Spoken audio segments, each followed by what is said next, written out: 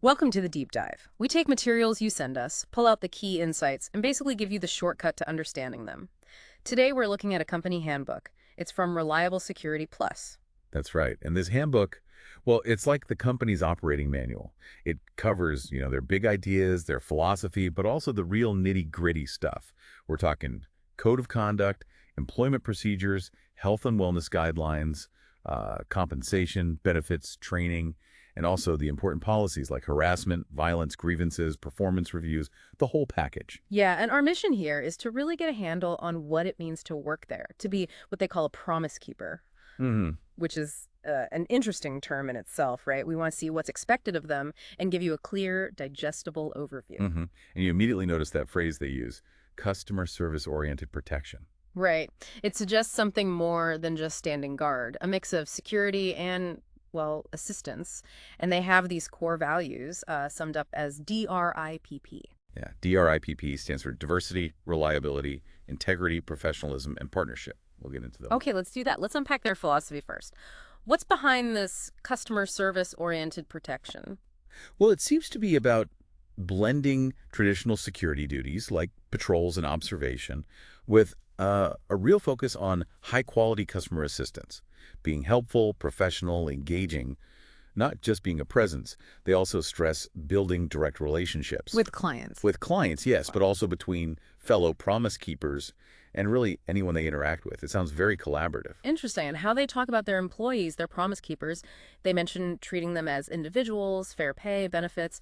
They specifically encourage open communication to avoid the need for a union. That's quite direct. It really is. It suggests they're aiming for a specific kind of internal culture, direct loyalty, open channels.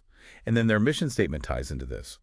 They want to, and I quote, reestablish the status quo by providing exceptionally trained, well-groomed, and reliable Security Plus at an affordable rate. Security Plus. Yeah, implying that extra level of service, maybe.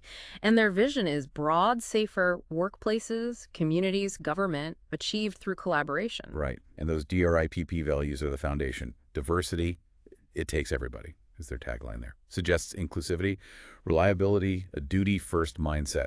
Pretty clear. Integrity focused on a strong code of ethics. Professionalism aiming for skilled, trained, self-motivated staff. And partnership, this we attitude they talk about, reinforces that collaboration idea. Okay, so that's the philosophy. How does it translate into practice? What are the actual expectations for a promise keeper? Let's start with conduct. Attendance and punctuality seem pretty strict. They are. If you can't make it, you need to call your supervisor. And not just call, but call at least 4 hours before your shift starts. 4 hours? That's specific. Yeah, it underlines how crucial scheduling and coverage are. And there are consequences. More than 2 absences in 6 months, that leads to counseling, maybe disciplinary action. And if you don't call, don't show for 3 days straight. They consider that a resignation unless there's a really good reason. Wow. Okay, so reliability is key. Yeah. And it's not just absence, tardiness, too. Right. Similar warnings if you're late too often. And this part really stood out. They expect you to try your absolute best to get to work even in bad weather. Even in severe weather. Yes. And you might even have to stay late if needed because of the weather. It really drives home that duty-first mindset. Definitely speaks to the essential nature of the job. Okay, what about their code of conduct? You mentioned 6 principles. Yes, 6 core areas. First, legal compliance, basically follow the law.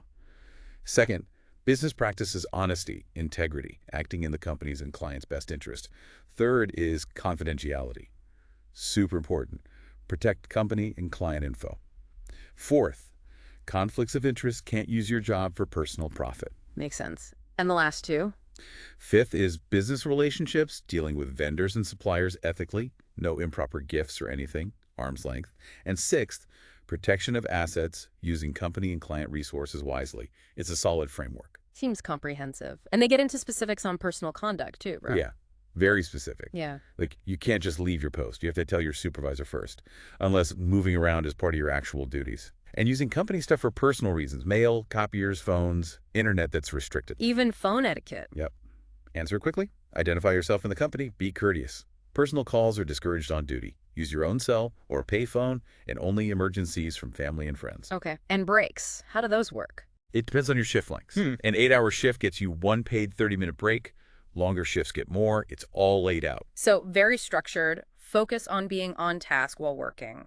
Are there explicit don'ts, prohibitions? Yes. Yeah. You can't endorse other companies' products or services. Can't use your position for personal gain. Need to be careful about conflicts if you have another job. And, of course, you have to follow the whole code of conduct. That's mandatory. And confidentiality is a big deal, you mentioned? It's huge. Any info about the company, clients, their customers, visitors, vendors, it's all confidential. Need to know basis only. Absolutely no talking to the media without authorization. Breaking this can lead straight to termination. Got it. What about personnel files? Can employees see theirs? Yes, they can. They have the right to review their file by appointment. They can get copies too. And if they disagree with something in the file, they can add their own written statement. Importantly, any medical info is kept separate and confidential. Okay, shifting to employment procedures, how do they classify employees? Pretty standard, actually. Full-time is 32 hours or more per week. Part-time is under 32 hours. And they seem serious about the application process. Very. They stress that all information has to be accurate. Any misrepresentation, even just leaving something out, can get you disqualified or fired later if they find out. They also follow immigration law strictly. Everyone needs to complete the I-9 form, provide proof of eligibility to work in the U.S. Standard procedure, background checks too, I assume? Absolutely. Criminal history, checking past jobs, personal references, it's all part of the process. Plus, if the job needs specific licenses or certifications, you have to provide them and keep them current. That's on the employee. And there's a probationary period. Yep, 90 days. For all new hires, full-time and part-time. They can extend it if needed, and during probation, they can terminate employment without notice. It's basically an extended evaluation. What about hiring relatives? Is that allowed? It is, surprisingly perhaps, but there's a catch. Relatives can't work at the same client site together, and one relative can't supervise another. Okay. And holding other jobs? Allowed, as long as it doesn't hurt your performance or availability for reliable security plus. But the company can ask you to quit the other job if it causes problems. And you definitely can't get paid by someone else for the work you're doing for reliable security plus. Makes sense. How about internal movement? Promotions or transfers? They post open positions so current employees can see them. For a transfer, you generally need 90 days in your current role, a good record, no disciplinary issues. Then you submit a written request, go through an interview, reference checks, maybe extra training. What happens if they need to reduce staff? They have procedures for that. It's usually based on a mix of things: seniority, performance, skills, experience, training needs. They might try to reassign people if possible. If you are laid off, you get priority for interviews if similar jobs open up later. The handbook also details how they handle final pay, insurance ending, maybe COBRA benefits continuation. And they're strict about just not showing up. Extremely. No call, no show is a major violation. Same with abandoning your post without authorization. Both can lead to immediate discipline, potentially termination. It loops back to that core value of reliability. Right. And finally, the separation process itself. If you quit, they expect a formal resignation letter. If they terminate you, there's a discharge form. Either way, there's a clearance process, return company property like uniforms, equipment, sort out final pay and benefits. They also do exit interviews. Okay, that covers employment procedures. Let's talk health and wellness, drug and alcohol policy. Firm policy. Screening can happen randomly after an on-duty injury or if there's a specific incident, and refusing a test.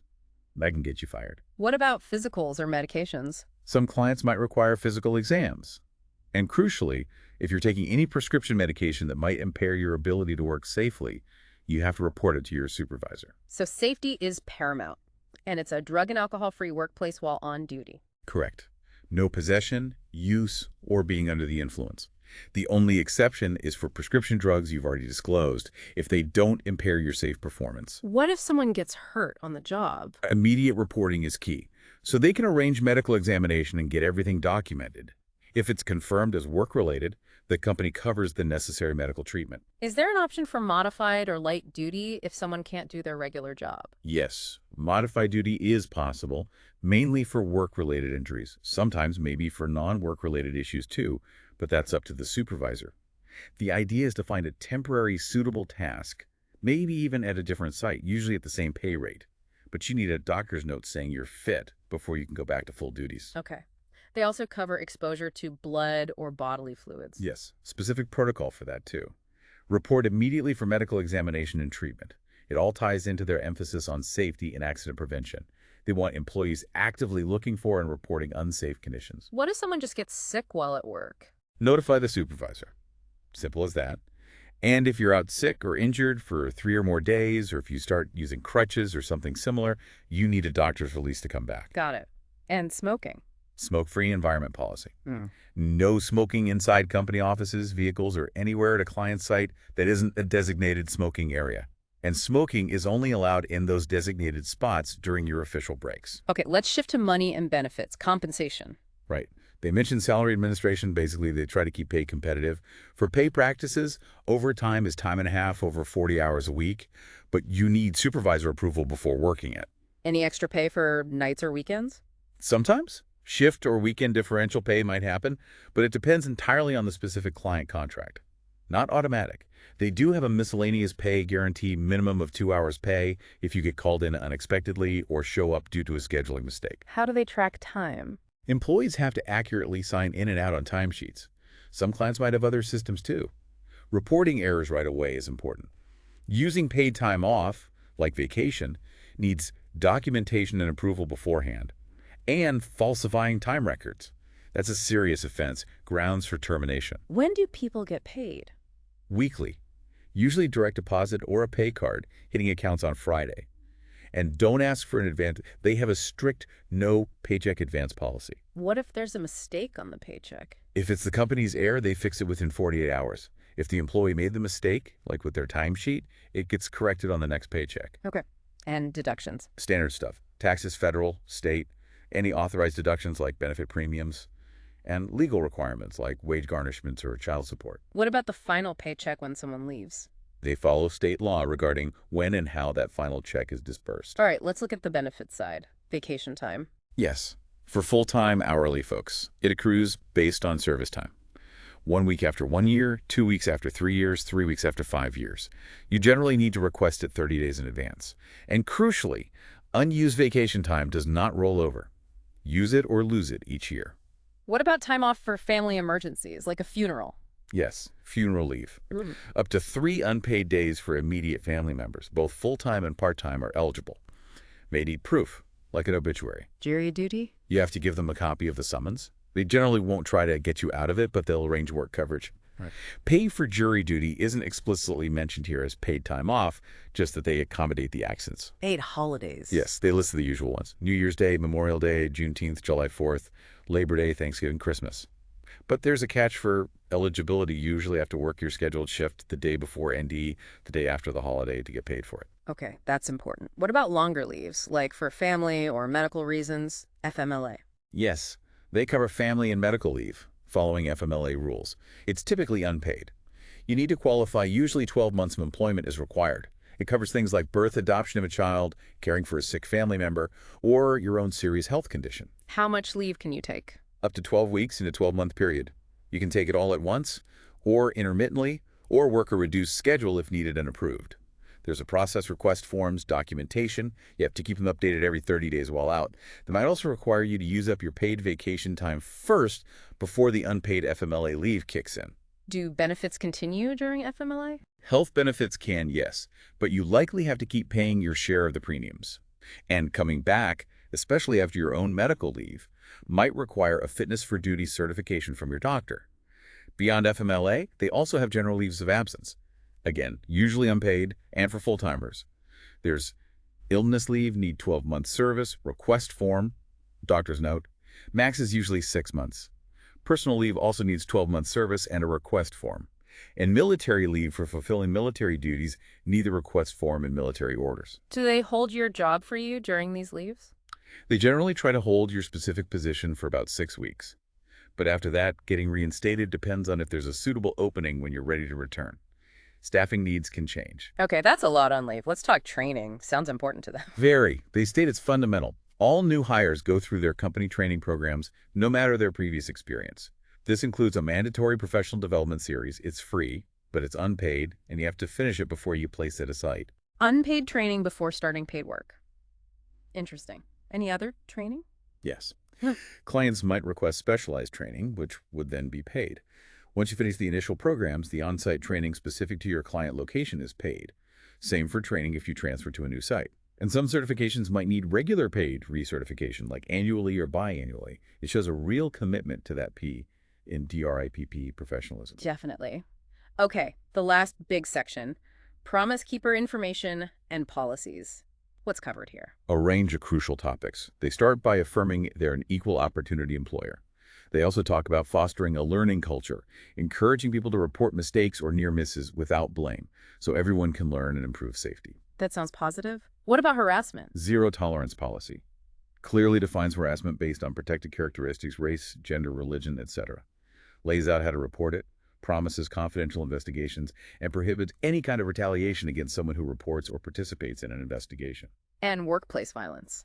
Same zero tolerance approach. Gives examples of prohibited violent behavior. If there's an allegation, it leads to immediate suspension while they investigate.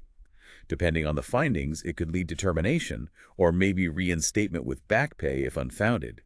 They even have procedures for verbal threats and require calling 911 for any threats of harm to self or others. So, very clear lines drawn. What if an employee has a complaint about how a policy is applied? A grievance. There's a formal grievance procedure for that. For issues with how guidelines are interpreted or applied, you can start informally with your supervisor or go formal with Promise Keeper relations. Confidentiality is stressed.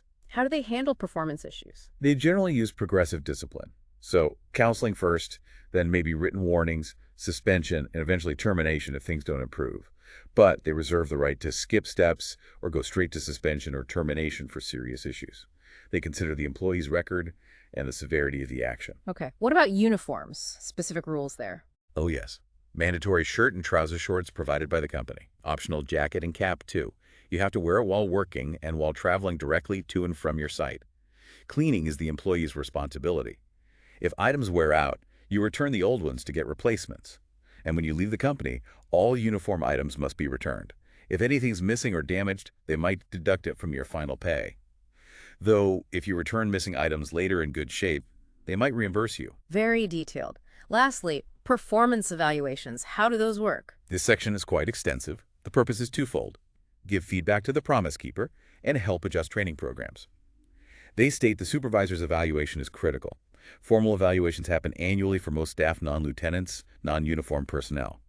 Done by the immediate supervisor, reviewed and kept by the CEO.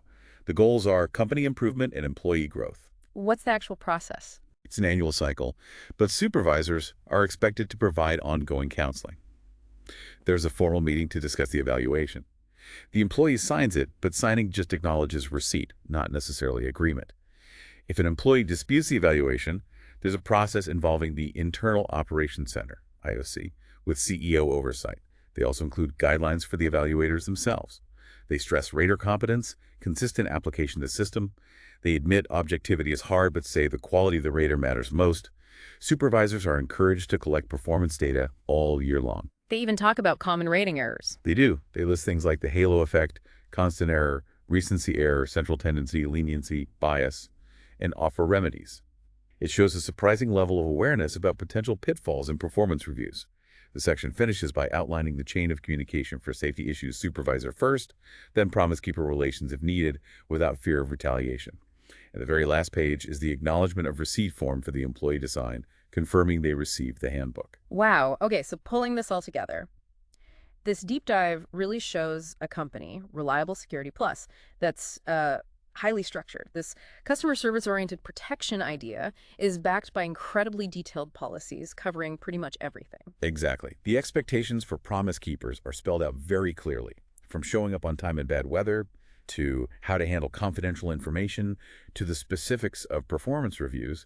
It's comprehensive, almost exhaustive in scope. Yeah, things like the DRIPP values, the specific procedures for staff cuts or modified duty, the level of detail on avoiding rater bias in evaluations.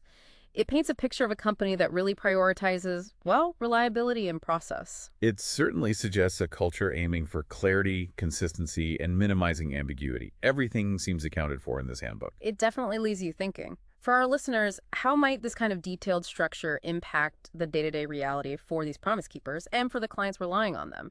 Does this level of detail foster security or maybe something else? Right. And what does it tell us more broadly? About the security industry, maybe? Or just about how companies manage their workforce today? Lots to consider.